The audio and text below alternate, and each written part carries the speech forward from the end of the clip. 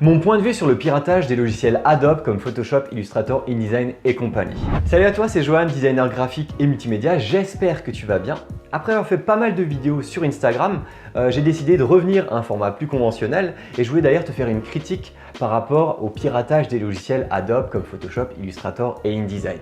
Alors je vais te laisser d'ailleurs une fiche vers la vidéo où j'avais fait une critique des logos de Top 10, qui est un youtubeur connu dans le YouTube francophone. Et justement, ça sera une vidéo un peu dans le même style où je vais te donner mon point de vue par rapport à ça.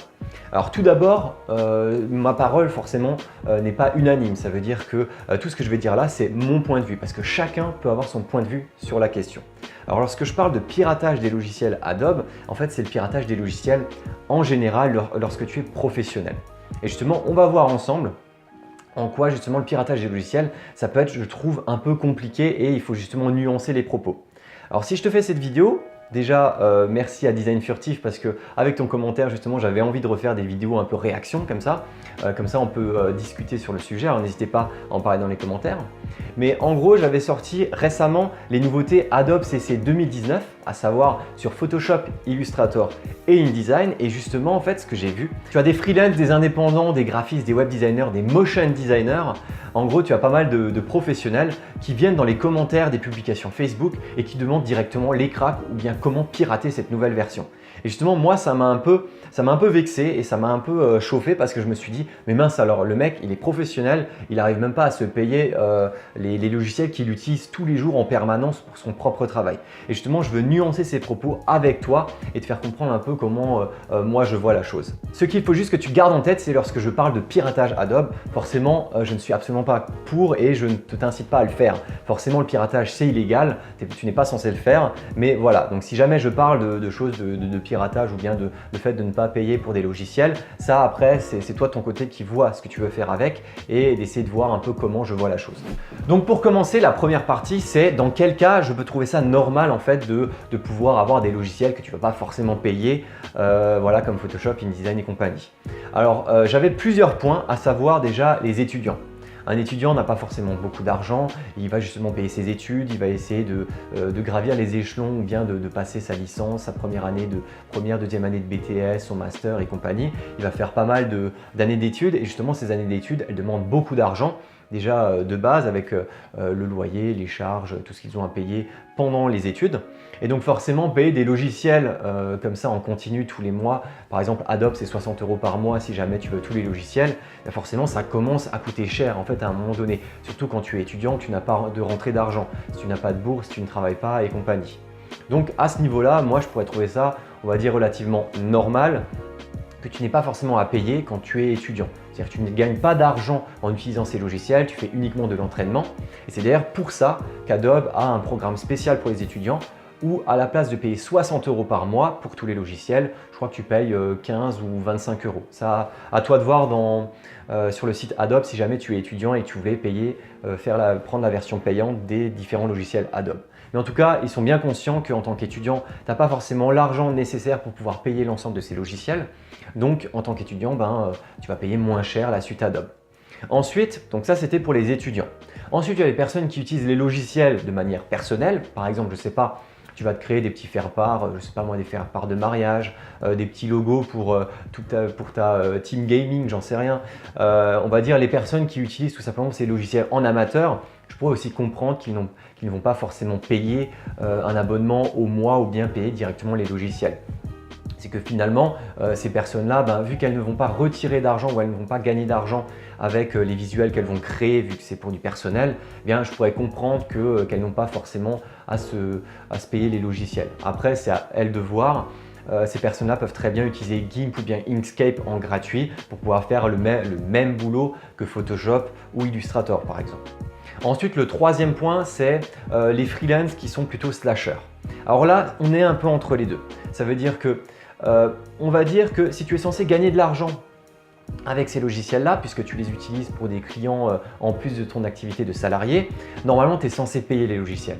Après, ça dépend de ton chiffre d'affaires. Parce que tu te dis, bon, à un moment donné, si tu as un chiffre d'affaires de maximum 200 ou 400 € par mois, c'est vrai que c'est un peu dommage de dépenser 60 € dans les logiciels et en gros de perdre pratiquement plus de la moitié de ce que tu gagnes en chiffre d'affaires parce que tu as une grosse partie qui va déjà aller dans les logiciels. Puisque entre une personne qui a 400 euros de chiffre d'affaires et quelqu'un qui a 4000 euros de chiffre d'affaires, forcément les 60 euros, ça va être beaucoup plus impactant pour la personne qui est slasher. Donc si jamais tu ne sais pas ce que c'est un slasher, je te laisse également une fiche en haut à droite. En tout cas, la conclusion de cette première partie, c'est que pour moi, on va dire que l'achat des logiciels, c'est vrai que c'est un peu dommage lorsque tu as des statuts un peu particuliers, comme quand tu es étudiant et que tu ne gagnes pas d'argent avec, quand tu le fais de manière personnelle ou bien que tu es un freelance à mi-temps et que tu ne gagnes pratiquement rien. C'est vrai que c'est un peu dommage de payer 60 euros par mois ou bien de payer des logiciels comme ça qui peuvent coûter cher pour la plupart. Par exemple, je sais pas moi, si on prend 3ds Max, ça va coûter très cher et donc forcément pour le rentabiliser, il vaut mieux essayer d'avoir une activité payante. Mais après, comme dit, ça c'est mon point de vue. Après, au regard de la loi, forcément c'est totalement illégal et normalement, si jamais tu veux utiliser Photoshop, tu prends la version d'essai, tu fais tes essais gratuits pendant 30 jours et ensuite tu passes à la version payante. Point. Normalement, c'est comme ça que ça fonctionne. Mais en gros, tu as à peu près mon point de vue sur cette première partie. Alors la deuxième partie, c'est tout simplement, on va dire, les cas où forcément, ça serait mieux d'avoir les logiciels en mode payant. C'est tout simplement lorsque tu as une activité qui te demande d'utiliser ces logiciels et pour lesquels tu es payé. Et justement, c'est là où on va dire, c'est pour cela que je fais la vidéo aujourd'hui. C'est tout simplement parce que ça m'avait un peu chauffé quand j'avais vu ces commentaires sur Facebook. Parce que je me dis, mais mec, toi, tu es un freelance. On va dire que si tu es freelance développeur ou graphiste, on va dire que tu as que ça à payer, on va dire tous les mois.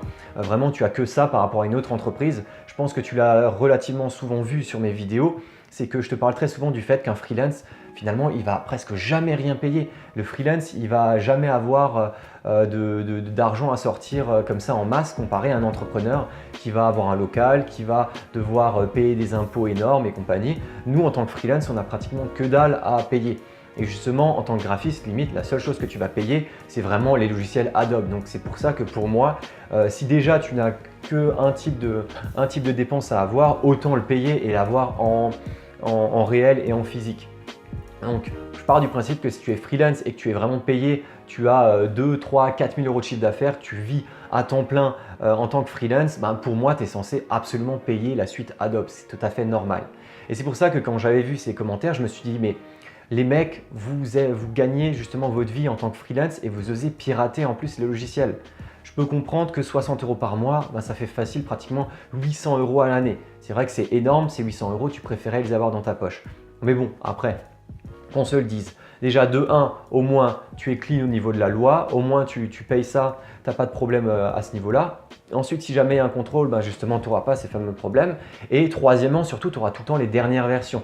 Tu auras un service qui sera beaucoup plus pratique et beaucoup plus facile à utiliser.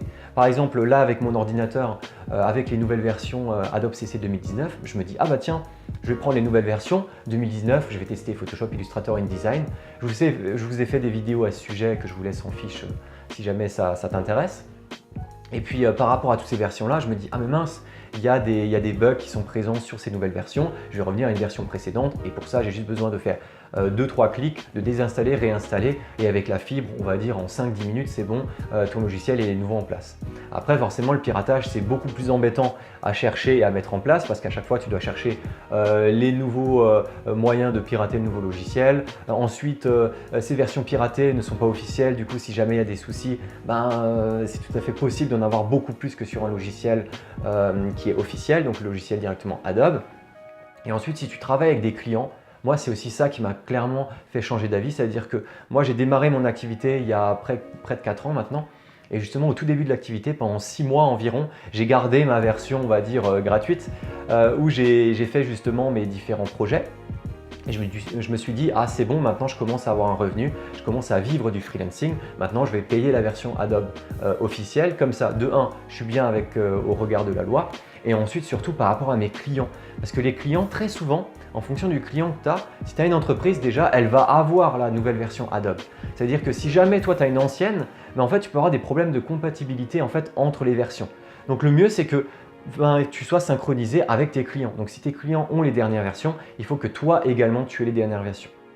C'est pour ça que pour moi, c'est tout à fait logique en tant que graphiste, web designer, motion designer ou autre, quand tu utilises Photoshop, Illustrator, InDesign, After Effects, Premiere, ou bien même si tu utilises, je sais pas, Affinity Designer et compagnie, que justement tu sois un minimum synchronisé avec tes clients et que tu aies vraiment des logiciels de qualité pour pouvoir travailler dans les meilleures conditions. Parce qu'au final, moi, je préfère encore être totalement clean par rapport à ça et travailler rapidement en me disant, bah tiens, pour rechercher le nouveau Adobe ou avoir la nouvelle mise à jour, j'ai eu besoin de faire 2 clics et j'ai pas besoin de passer 3 heures à rechercher la version piratée. C'est 3 heures que j'aurais pu utiliser pour travailler pour un de mes clients.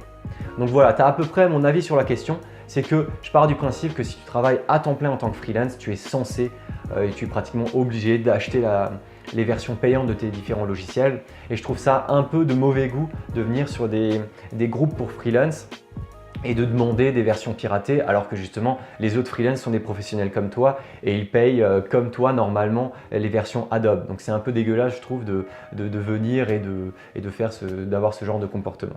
Mais en gros voilà, c'est à peu près l'avis que j'ai sur la question. En tout cas moi, au bout de 6 mois après le début de mon activité, j'ai acheté la version Adobe. Maintenant je l'ai tout le temps parce que c'est super pratique. J'utilise 5 voire 6 logiciels de la suite Adobe. Donc je trouve ça tout à fait normal de payer 60 € par mois et d'avoir un service premium. De toute façon, j'ai presque que ça à payer, donc moi ça m'arrange totalement. Donc voilà, j'espère en tout cas que cette vidéo t'a plu. Si jamais tu veux justement discuter dans les commentaires, n'hésite pas à aller en dessous. J'ai également des cadeaux gratuits sur le nouveau site que j'ai lancé pour toi freelance.fr, donc si jamais tu peux également les télécharger. Et puis moi je te dis à très bientôt pour des nouvelles vidéos pour toi freelance. Allez, ciao!